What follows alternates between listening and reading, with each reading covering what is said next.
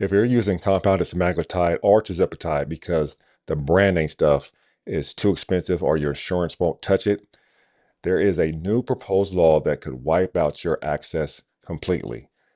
I'm going to break down exactly what's in this bill, what it means for you, and who's behind it because the mainstream headlines are not going to explain this. Welcome back, I'm RMZ, and today we're getting into something big. There's a new proposed law called the Safe Drugs Act of 2025.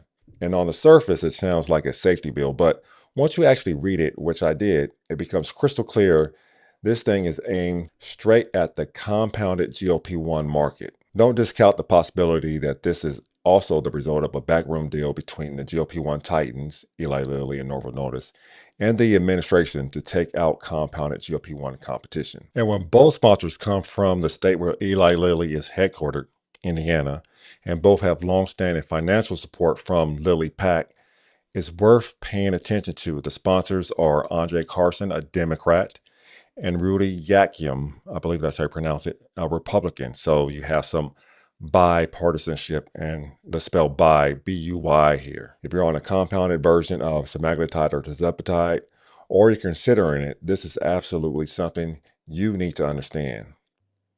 The bill's full name is the Safeguarding Americans from Fraudulent and Experimental Drugs Act of 2025. This sounds noble, right? Who wouldn't want to stop fraudulent drugs? But when you get into the guts of this thing, it becomes obvious this is not just about safety. It's about restricting compounding pharmacies to the point where most of them will have to stop making certain medications. And yes, GLP-1s are right at the top of that list. The major change, a pharmacy may not compound more than 20 copies per month of any drug that is essentially a copy of a commercially available product.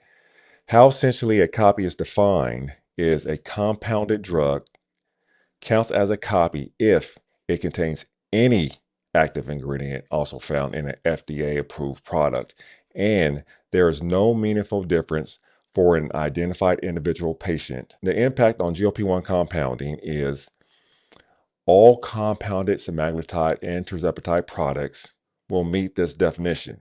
They contain the same active molecule as Ozempic, Wegovy, or Mounjaro and Zepbound.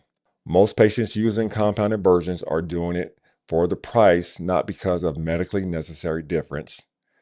Therefore, pharmacies can make no more than 20 compounded GLP-1 copies per month total, not per prescriber, not per state or per pharmacy, total. This essentially kills most compounding of semaglutide base, semaglutide sodium, Tirzepatide, any custom blend containing those actives, any research GLP-1 lookalikes with identical actives unless the prescriber documents a special clinically necessary modification, which is rare, it would not qualify. And there's more. If a facility compounds more than 20 copies per month for out-of-state patients, they must report what drug, how many units, and monthly totals. The impact on GLP-1s is most online telehealth plus compounding models ship nationally.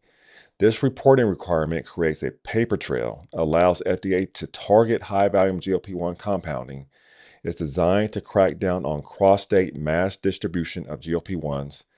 This section indirectly pressures compounders to stop shipping GLP-1 meds out of state. Now, hospital compounding is exempt from this particular law.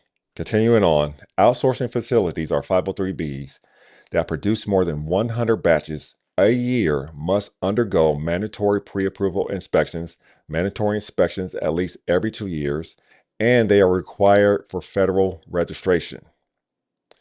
Now, the impact on GLP-1 large compounders producing GLP-1s are almost all 503B facilities.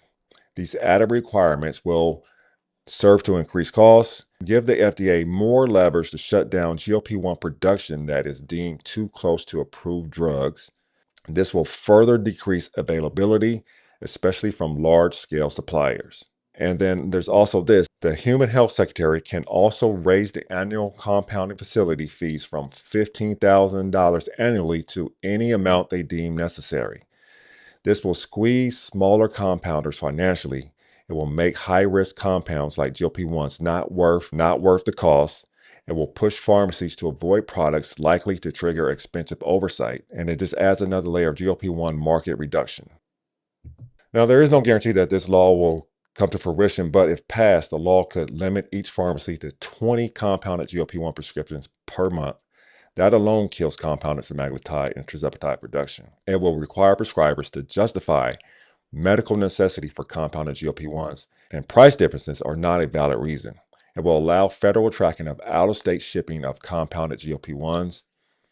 It will also increase inspection and fees for big 503B facilities and make most telehealth compounded GLP-1 programs financially or legally unworkable. Realistically, the outcome, if this bill is passed, most compounded semaglutide and tirzepatide would disappear rapidly from availability.